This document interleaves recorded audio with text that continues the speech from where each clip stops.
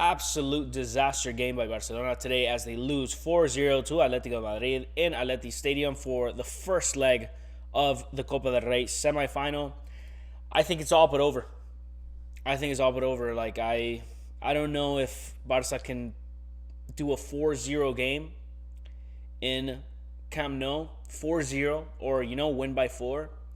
And then not only that, you have to go and take it to extra time and penalties. You're asking Barcelona to either tie it 4-0 in 90 and go into extra time and keep it 0-0 like that and win in a penalty shootout, or you're asking them to score 4 or 5 in a game in 90 to 120 minutes. It's tough. I think this game is over. There is a little bit of hope that Barca can come back, but today did not show me any hope. And today could have been so avoidable. I think that's the biggest thing I take from this game is this was avoidable. Definitely avoidable. The first goal, I think, sentences it. Absolutely. Because, yeah, it was a nervous atmosphere a little bit in the stadium. But, Barca, they always kind of start shaky. Their games, especially the important games, they start them off shaky and get into the rhythm. But that error by Joan Garcia in the first 6 minutes of the game, that pretty much sentenced it because there was a nervous energy, and that just confirms it. It's going to be a tough game, and now you're going to have to look for a goal in this game. And it didn't end there. And I think there was one opportunity right before that goal, right? It was a 1v1 with Simeone, who goes into the box 1v1 versus Joan Garcia. Joan Garcia sweeps through and he saves the ball and he wins the corner. And right there, I'm like, okay, Atleti's already attacking, but they already missed one. Can we get one, turn the momentum over? We got close, but not as close as them. And then that goal comes at the 6th minute. And from then on, we're behind. But not only that, the 14th minute, Griezmann gets a goal. Really good play, counterattack. Really good play by Molina, who just lays it off. And Griezmann pretty much receives by himself. Lookman gets the third one, also a counterattack, a great play by Julian, who fakes the shot, gives it one touch to Lookman, and Lookman puts it away, switch post, amazing goal. And then to end the half, because I think we wanted to end the half 2-0, or maybe we could have stopped the bleeding at 2-0. The 3-0 was like, okay, this is going to be a tough game. I don't think we're winning this game. Maybe not even tying it. Could be, but maybe not.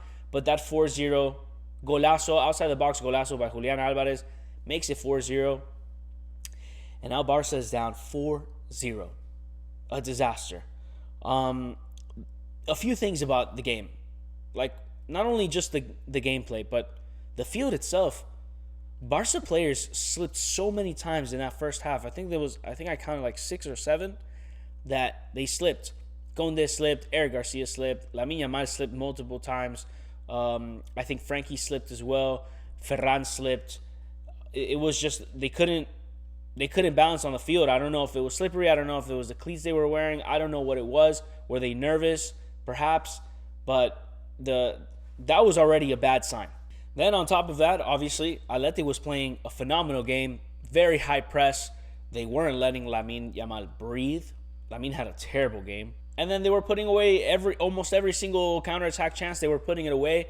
Barca looked lost. They looked like they needed a timeout in the 20th minute.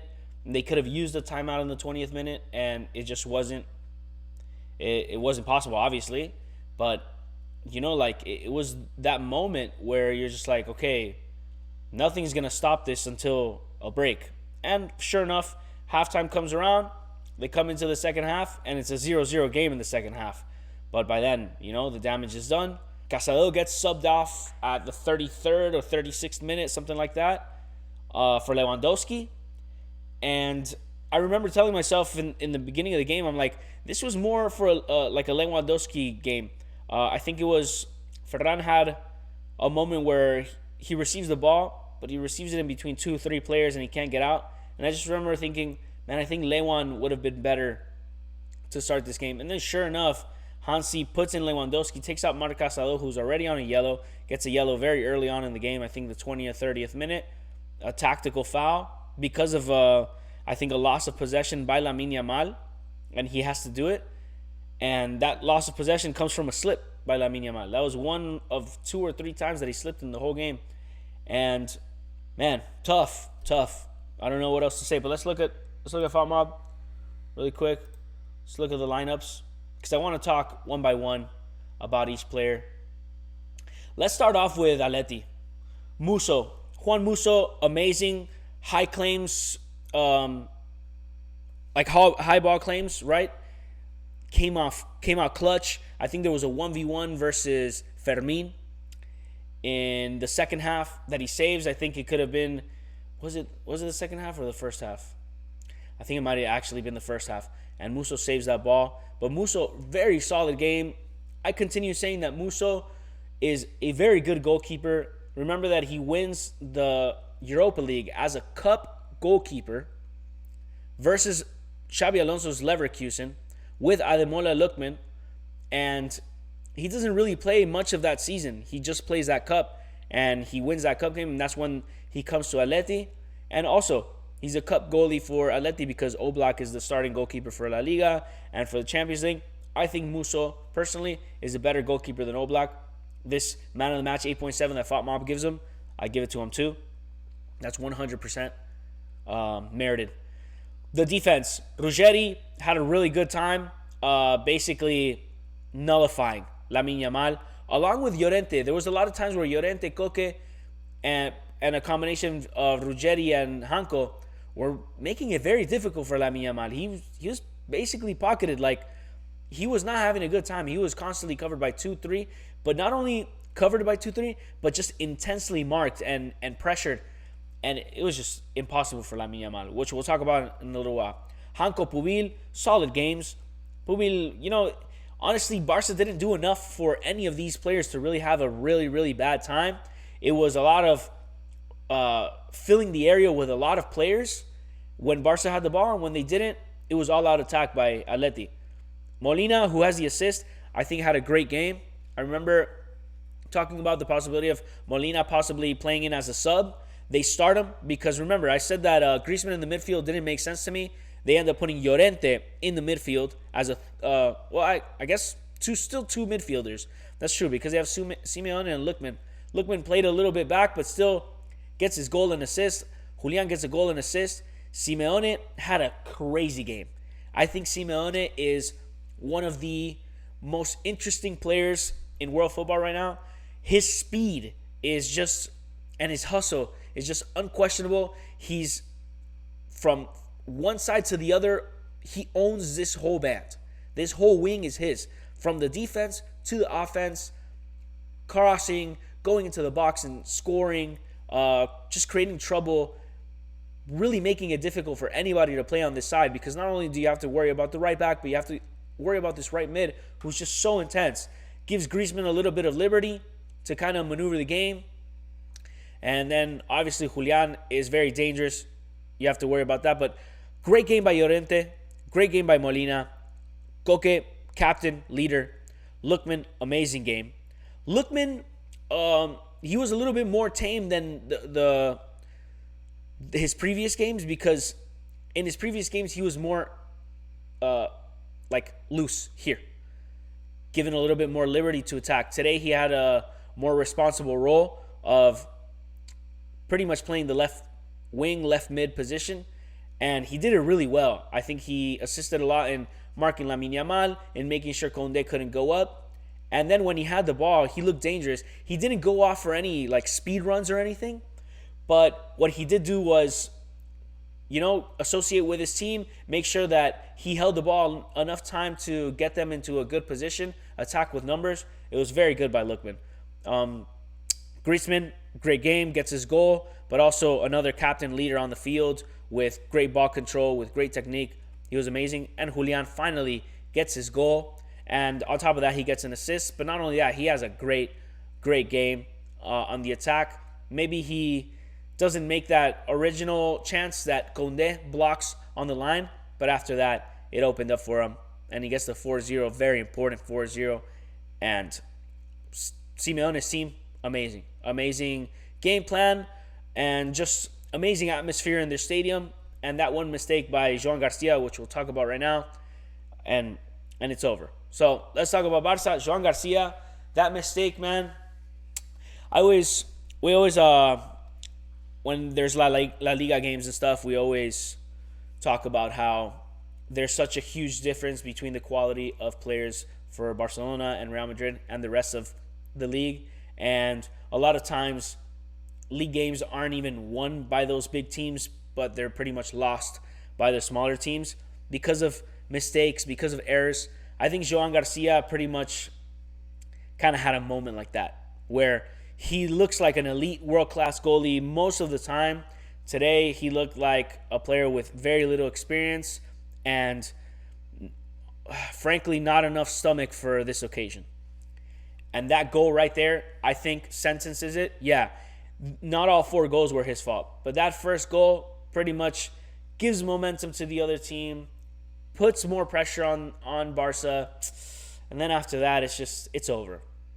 And I thought that was a really a momentum killer, a security killer, a confidence killer right at the beginning of the game. And after that, it was us playing, us chasing, but not much chasing. Joan Garcia, really deserves a low rating in this game.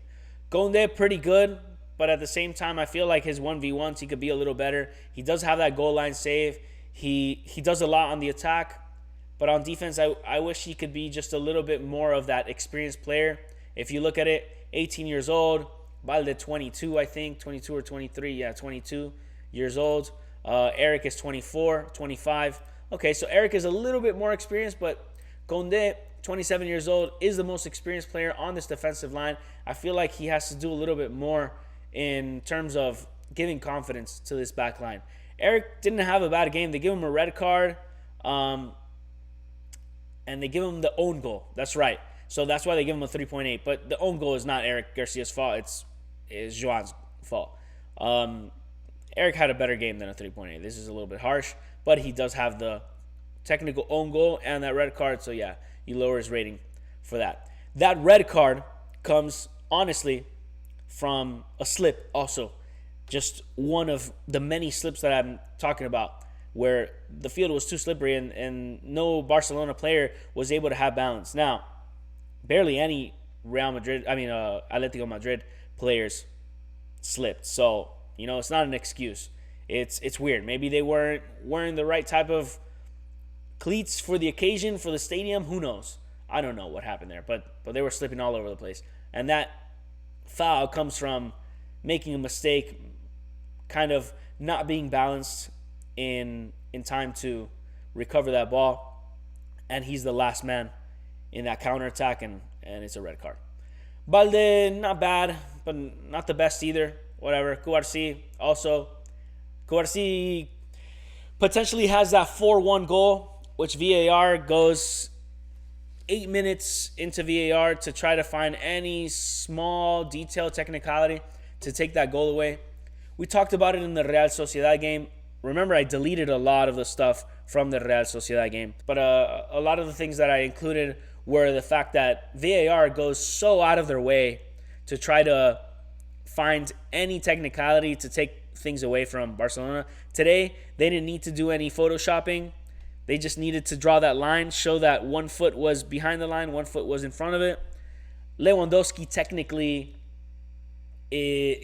touches the ball first, and when he touches the ball, it bounces off of him, lands on Cubarsí, and in the replay, Lewandowski touching that ball is the beginning of the play where Ruggeri is already quote-unquote behind Cubarsí.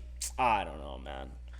I don't know, but in the end, dude, it's just one goal and a 4-1 victory, but that goal could have given us momentum for the rest of the game. Remember, that was at the 50th minute, 51st minute. They didn't make the call until the 58th. Kind of BS. And then, if we would have had the 4-1 at the 50th minute, who knows what would have happened the rest of the game. We could have gotten a second one, maybe even a third one. And who knows what could have happened. But they take away the momentum. They take away that goal. And it's 2 games. So, yeah, that goal is important. And I think it's a little bit unjust that it was taken away. But I'm not going to be here making excuses. It's Barca's fault they're down 4-0. It's not the VAR's fault that they're down 4-0. Now, that they're down by 4 and not by 3 is a little bit VAR's fault. It really is.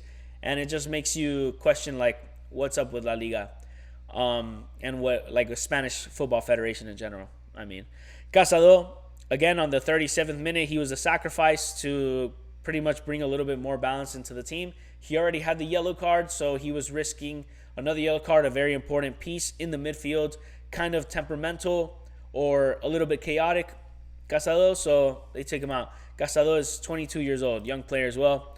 So they take him out and bring in Lewandowski, and they tuck Ferran here, and Olmo becomes the double six with Frankie, or the double eight. Frankie, okay game, but he's not a playmaker. He's more of a organizer in the middle, and pretty much the first midfielder in transition from defense to offense, or defense to midfield rather, because he doesn't really transition us to offense all that much.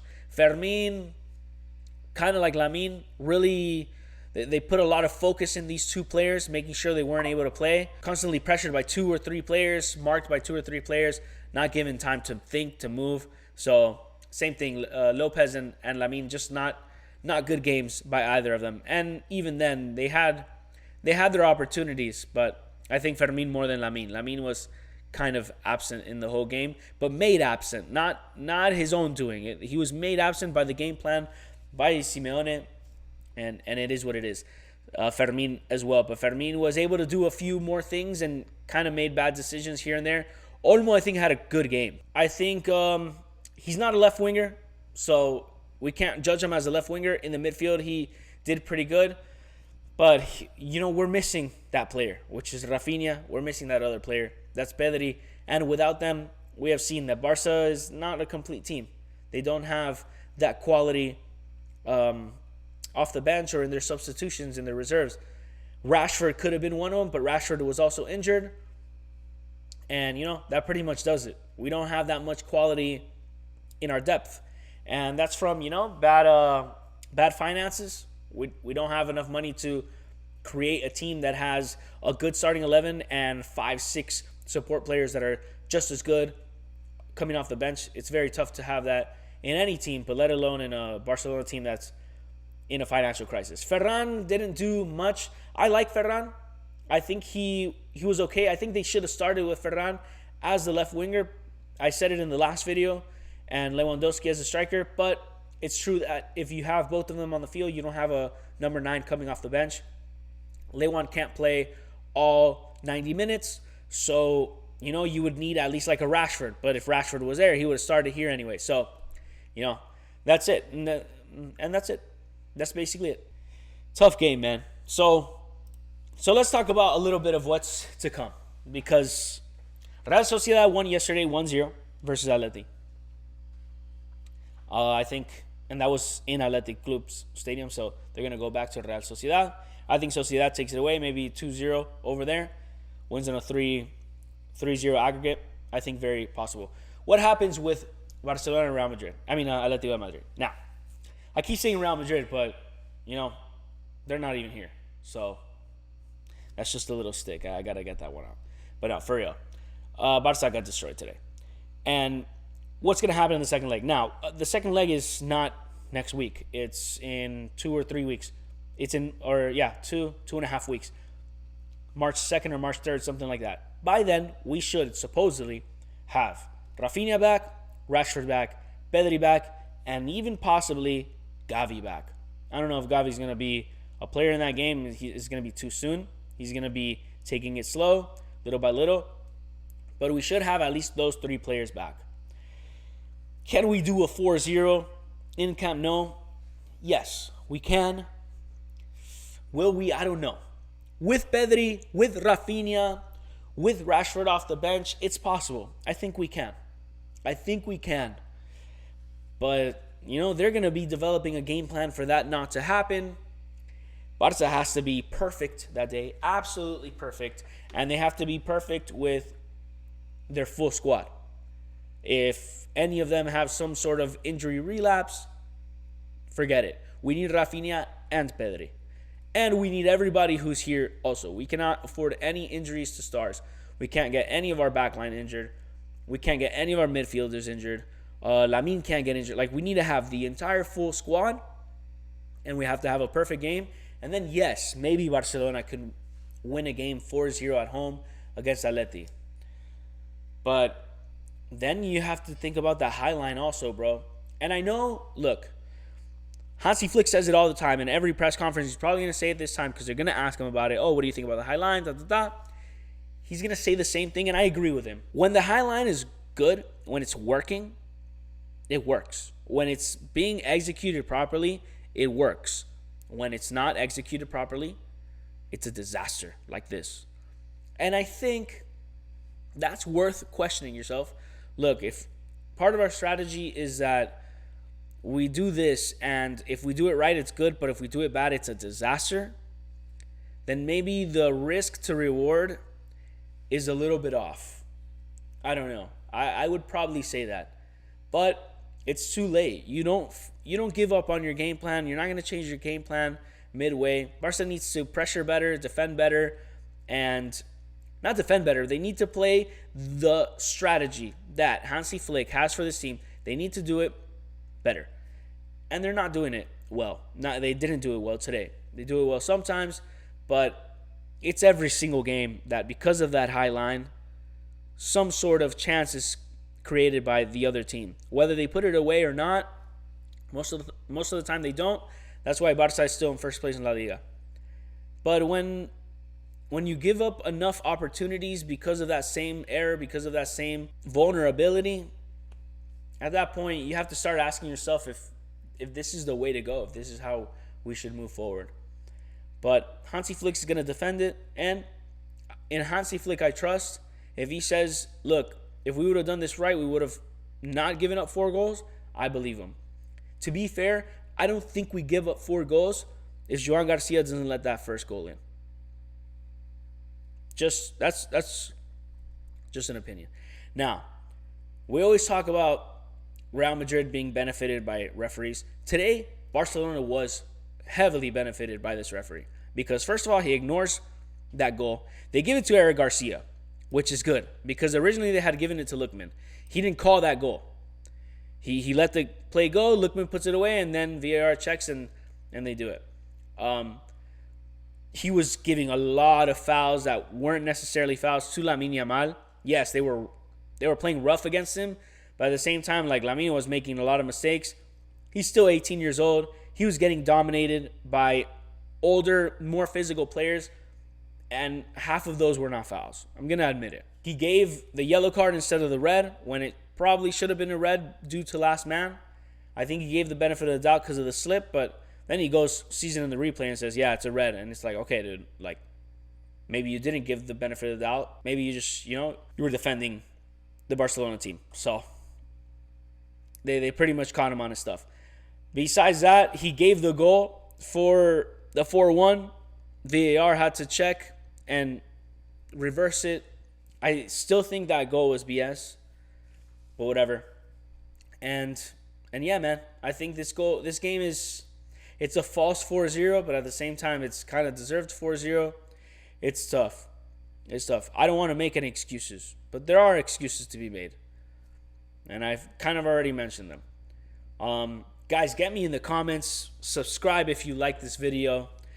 And this is your opportunity to get into the comments, bro, and tell me how I was wrong about Barca winning today by a 2-0 margin. This is your opportunity to get in there and just make it very fun, very, very entertaining for everybody. But yeah, Barca 0, Atleti 4, Atletico De Madrid 4, Barcelona 0. There's not much else I can say. I'm speechless. Maybe I'll make a second video kind of analyzing this with a cool head, but I wanted to release this as soon as possible. I wanted to get this video out while it's hot, and yeah. All right, so catch you on the next one. Thanks for watching, and peace.